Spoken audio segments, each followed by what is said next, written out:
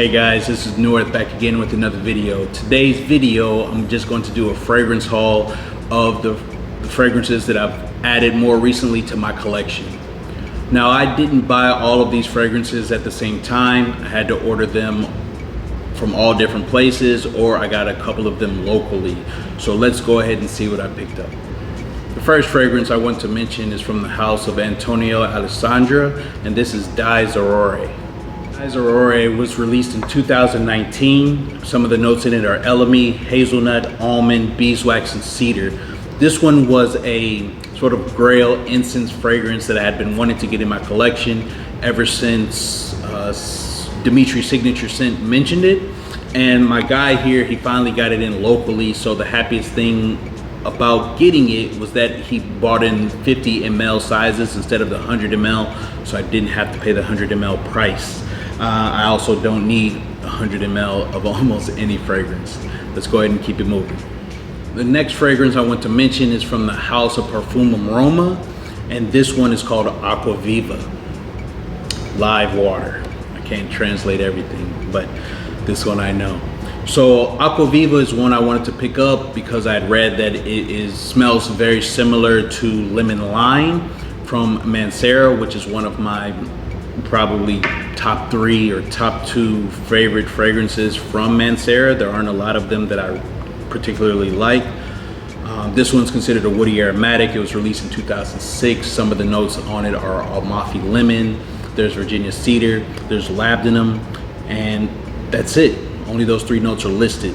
I do want to record a video since it's still really hot here. It's still over 100 degrees Fahrenheit every day. So I do want to compare this one with lemon lime to see if this one is really worth the premium price.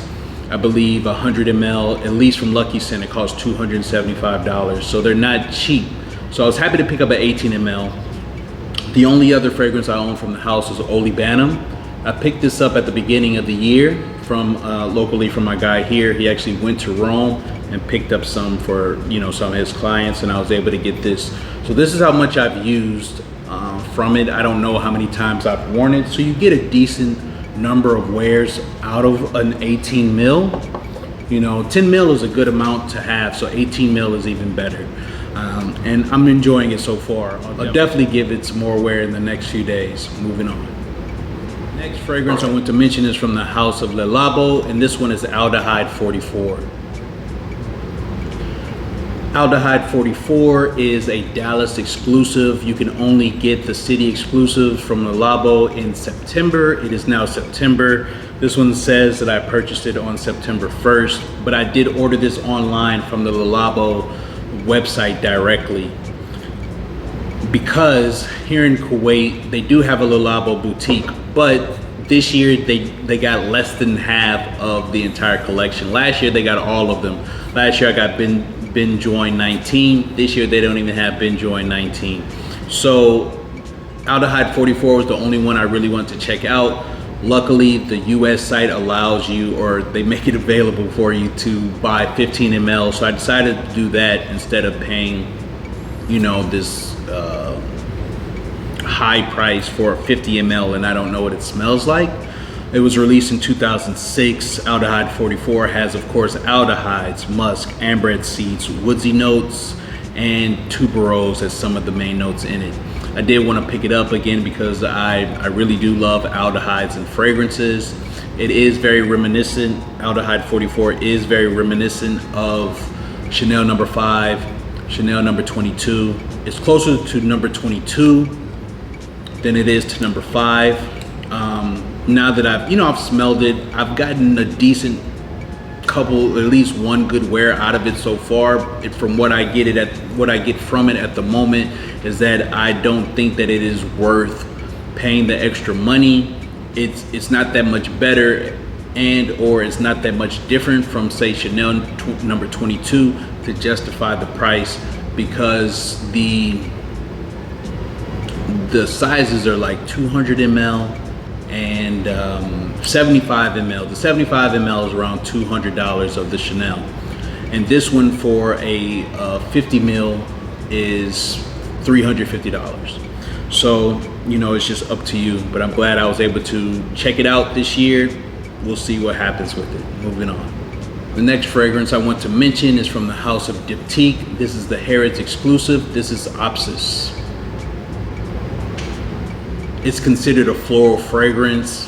Opsis has notes of bergamot, iris, musk, and incense. I just recorded a full review of it, or at least my brief thoughts on it. So if you want to know what I think about it, go ahead over there and check it out. Moving on.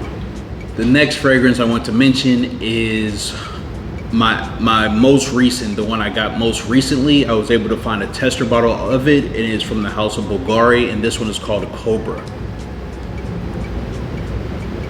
Kobraa was released in 2020. It's considered an Amber Fougere. This one only has 3 notes listed: geranium, oud, and incense. This one is a really good incense fragrance. I tried it maybe a couple months ago, and I noticed that it was sold out on Harrods website. Bloomingdale's here sold out of it. The sales associate said that it was like a limited edition. I doubt that that's true, maybe. But I just know that people were selling out of it. Last time I saw it was in Harvey Nichols. But I knew only one guy that had a tester bottle, and I just said, let me go ahead and pick it up. I did put it on my fragrances that I want list. So I did pick it up. If you can see on the bottom, let's see, it does say tester not for sale on it. And I'm happy to have it in my collection. It is a 100 ml bottle, which is like way more than I need. But nonetheless, it's a great incense fragrance. Again, I've somehow got back on an incense kick. Let's move on to the last one. The last fragrance I want to mention is by far the most expensive fragrance I have ever purchased, and I don't plan on doing this one again, but I just really wanted to get it in my collection, so I pulled the trigger on it. And this one is called Al-Fajr, or the Dawn, or Dawn, from Frederic Malle. I picked up a 50 ml bottle, and even the 50 ml bottle, this one is more expensive than any fragrance I've ever owned. I've never purchased a fragrance that costs more and I just got a better deal on it. This is the elite of the elite of prices that I have paid, and it's, for me, it's like the ultimate funny, like a crowning achievement for incense fragrances. Because once I smelled it and I smelled the incense in it, I said, oh man, it just really opened up my eyes. So let's go into it. It's considered an amber fragrance. It was released in 2018. Some of the notes in it are Turkish Rose, pink pepper, frankincense, oud, laburnum, vetiver, and oakmoss. Now, when I was smelling Kobraa, I felt like the way that the frankincense was used was a little bit reminiscent to Dawn, but they're completely different. There's no rose in this one. You can smell rose in this, and it's both of them are woody, but this one just is more full-bodied. I can't say whether or not it's worth what I paid for it, but everything is only worth what you're willing to pay for it, and unfortunately they got me on this one. But I am happy with it. I'm happy to have it in my collection, and because of this fragrance, I'm just like, I don't want to buy any more fragrances for the rest of the year. And then I picked up Kobraa. So hopefully I can get through these last 3 or 4 months without picking up anything else. I'm going to stay away from the gray market. I'm going to try to stay away from the perfume counters in the mall and just see how I do. So that's pretty much it, guys. What are some of your favorite pickups that you picked up this year? Please let me know in the comments. I will try to have a end of the year wrap up of like my top 5 or top 10 fragrances pickups that I've had this year. So please like, comment, and subscribe, and I will see you on the next one, guys. Peace.